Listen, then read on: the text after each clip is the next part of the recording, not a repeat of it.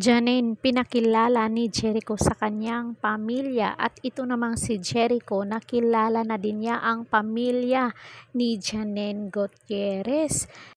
Mga kamaritis ko, ano kayang ibig sabihin nito? It means ba na ano na talaga sila? Kumpirmadong may relasyon na talaga tong dalawa kasi hindi pa sila umamin na sila puro tayo haka-haka wala naman tayong naririnig sa kanilang dalawa. So don't forget to like and share sa videong ito mga maritis ko.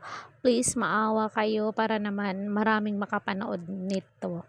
So ayun nga, taong 2014 nang magpakasal sina Jericho Rosales at Kim Jones. Ilang taon na rin ang nakalipas nang pumutok naman ang balitang nagkahiwalay na di umano ang mag-asawa.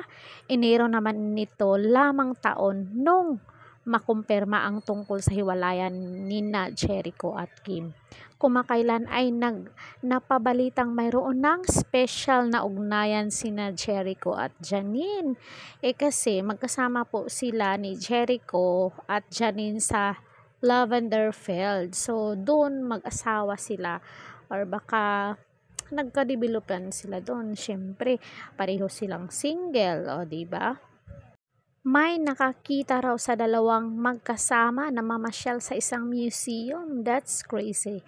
I wouldn't want to be denied or anything. Yeah, we're going out. She's an amazing person. We're very sweet, very kind, very funny, and very dedicated and good actress. We just share a lot of things and we thought, hey, you're fun, I'm fun, we're fun. Let's go to the museum. Saad naman ang gwapong aktor. Nakilala na rin ng aktor ang pamilya ni Janine.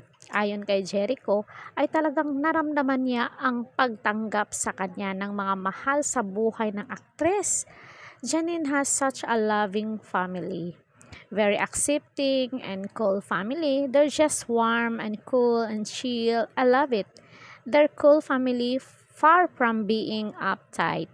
That's all I can see. Pagbahagi ng aktor.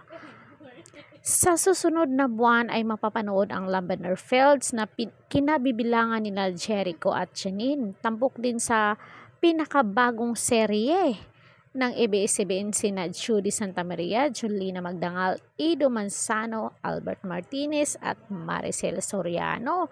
So, itong dalawa ay aabangan natin sa seryeng Lavender Fields. So, sino yung nag-aabang dyan? At talaga namang napakaganda ng impact ng kanilang love team dito ni Jericho at Janine kung saan mag-asawa ang dalawa.